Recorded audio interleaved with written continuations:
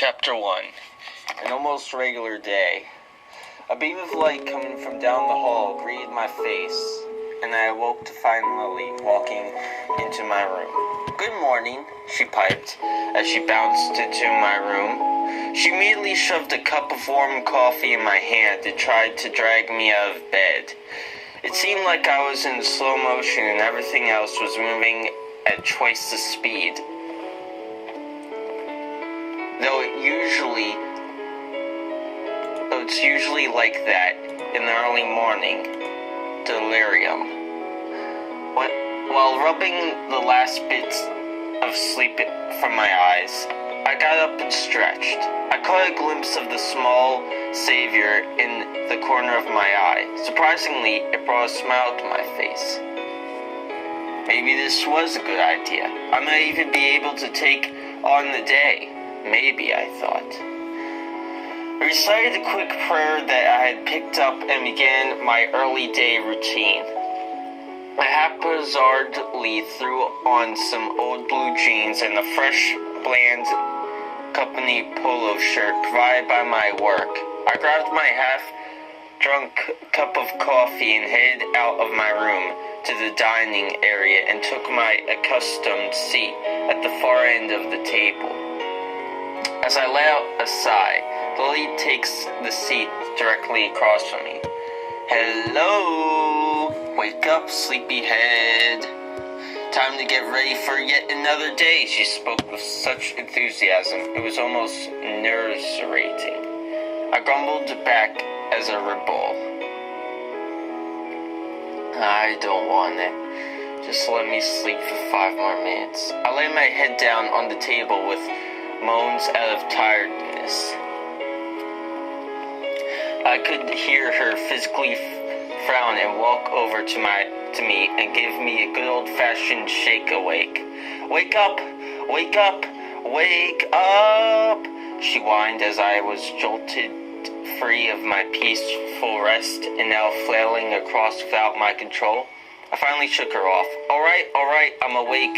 Quit your little bugger," proclaiming with a little pinch of fun in my remark. She sat down with a smile on her face and took a bite out of her bagel she had made. "So, what you got planned for me today, master? Anything exciting? Or maybe some more BS you usually put up with?" She spoke as she swallowed a mouthful of bagel. She looked across at me, waiting for a response. Probably the same crap, but you know something? I feel good. Today feels like it's going to be a good day.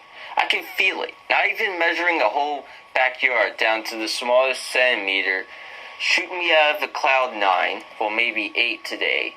I lift my head and say with pride, "Why is that?" she questioned, still devouring her cinnamon bagel. I pondered this for a minute or two, making absolutely sure that I was in a better light today, and how to phase it. Well, you know the new statue I got yesterday? Yeah. Well, I don't know what exactly, but that statue just gives me more energy. I feel invigorated when I look at it, and when I did today, I felt a kind of comfort. Listening to myself, I sounded like some kind of prophet. Lily seemed to use the same mental judgment, followed that expression with, "What? I've never heard you talk like that. You must have had an empathy. What is the new discovery you've made lately, Professor?" So called it. I sat there again, thinking of how to put the words together in my mouth in a way that didn't make me sound prophasical. Once I finally found the words, I stated plainly, "I think I've found my way to get through every single day. Between music and God, I've found a sort of eternal peace. But only one thing has gotten me through every day to see the end that anticipates the next day." "What's that?" she asked, finally finishing her bagel, now eager to hear the main point of her father-son realization session. After a good breath, I turned and looked at her. Love in my eyes. You. You made every day possible for me. Every day I wake up to you with your bright smile and sparkling eyes, and I feel like I'm the luckiest man alive. She gave me that perfect trademark smile of hers and came over to me. "Aw, come here," and gave me a warm hug. "I love you." "I love you too," I spoke quietly back to her. Glancing over her shoulder, I realized what time it is. I leaned into her ear and say, "Does your class start at 7:20 or 8:20? She paused a moment, thinking about what was said, and replied, 7:20. "Why?" "Well, that means class starts in 15 minutes. She immediately broke free of her heartfelt hug, remembering she has school to get to. She darted down the hall, and after some rustling, returned quickly with a jacket on and a backpack swung over her shoulder. "I got to go. Bye, Dad. Love you." And with that, she was gone out the door with a rush of cool air from outside rushing in as she slammed the door shut. Now I'm left with just me and my thoughts. I only had about an hour to finish getting ready and go. I decided to sit down and watch the morning news to see how the weather was going to be for me trek around town. I slumped down into the couch and groped around on the table till I found a controller that was familiar. Found it. I clicked the power and was doled out to the TV and its staticky noise. Before I knew it, it was 10 minutes before myself had to leave, so I got my jacket and swiped my keys from the holder. Not 5 feet from the door, something hit me, a sudden urge. I left the living room and headed back into the bedroom. There it sat. The tiny, shiny Jesus was sitting there peacefully, resting on my bedside table. It seemed to speak to me and wish me to have a good day. I silently thanked the small Savior with another prayer, and then after that I left my house, being sure to lock it as always. I spot my little Toyota sitting there, almost pleading with me to go somewhere with it.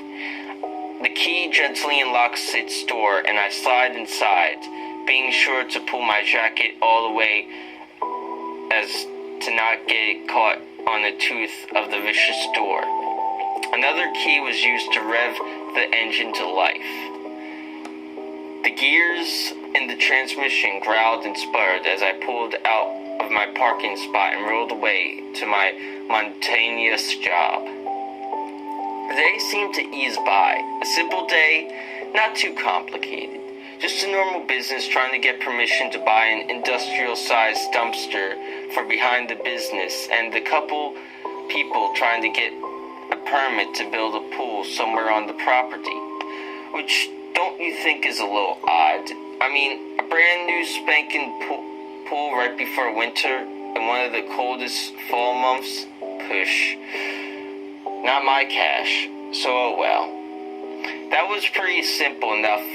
And with the rock album I got about a month ago, and never listened to, bumping through my earbuds, and the day went by quickly.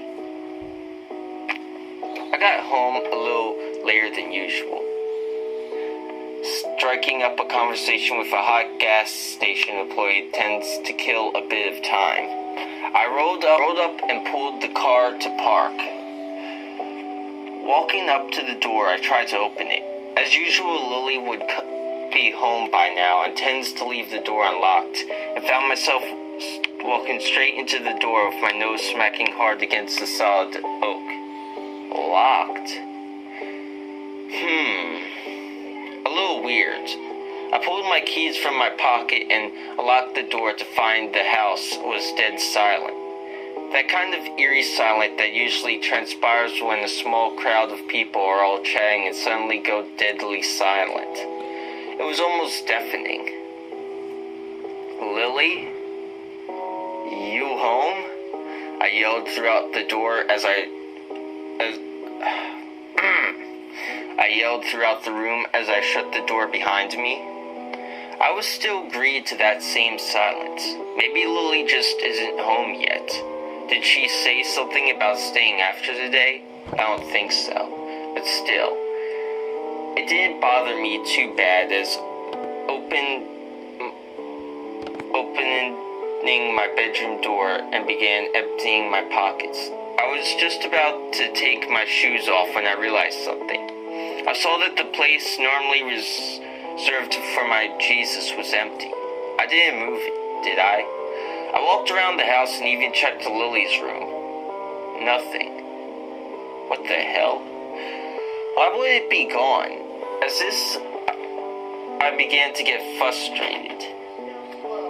The anger of having a wonderful day and coming home to this crap made me blurt out, "Where the hell is my tiny Jesus?" Not a moment after, I heard the door shut and a quiet and calm coo come drafting down the hall. "Dad? Hello?" I came back out from checking in the kitchen to see Lily standing there, adorned in her usual black and pink jacket and skirt with a face that simply leaked questions. What was that all about? She had apparently heard the end of my little rant and burst of anger. "Oh, hey," I said. "Sorry about that. I seem to have misplaced my silver Jesus that I got yesterday." Lily still had a look of bewilderment, but looked around the room for no more than a second or two and pointed over to my CD collection in the corner of the living room. "Isn't that it over there?" I turned my head over to that area, and who would have guessed it was sitting there on top of the stacks of CDs, simply staring out at us like we were stupid for not noticing it earlier. I leapt at the stand and snatched the statue from its perch. Glancing down at him, I can't get rid of this dumbfounded look on my face. Why was it out here? Did I move it without remembering? "Lily, did you move this statue from my room?" I asked, half hoping for a responsible explanation. "Nope. You've seen me leave the house and come back. I haven't been home yet," she simply replied. Okay. I looked back down at the statue and then back at Lily, a newfound question on my mind. "Well, why are you late home?" "Oh, I went to Madison's for a bit to hang and do some homework. Sorry about that." A half-guilty pose became apparent on her. I sighed. "Yeah, that's okay. You sure you didn't move this, though?" "Positive." She turned and disappeared into her room. This didn't confront me at all. Why was it here? The thought left my feeling quite unsafe. I guess I can't let this get to me. I have bigger things to worry about. I have to wait for a phone call from Jessica, my lawyer. She's calling to give me a status on my current situation in the custody battle. My pocket is vibrating. I pull out the phone and, speak of the devil, Jessica is calling. I step out into the back porch. Well, more or less, a 5x5 foot fenced-in cube, basically my office. Half an hour later, sure as shit, she called to tell me James is pushing harder on child support and trying to get more days. Freaking crazy chick. Jessica told me that she had things together, but she's holding on by a thread. One slip up and we're screwed. I resumed that I had it under control and hung up. I came inside and spotted my little guy sitting on the stack again. I left it on the wheelchair where I put it down to answer the phone. I grabbed it, walked quickly to my room and placed it back the spot it should go. That's twice now.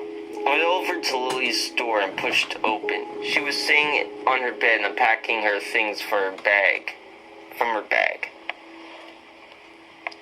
When I asked her if she came out of her room when I was outside, she only said, no. I've been sitting in here relaxing since I came home.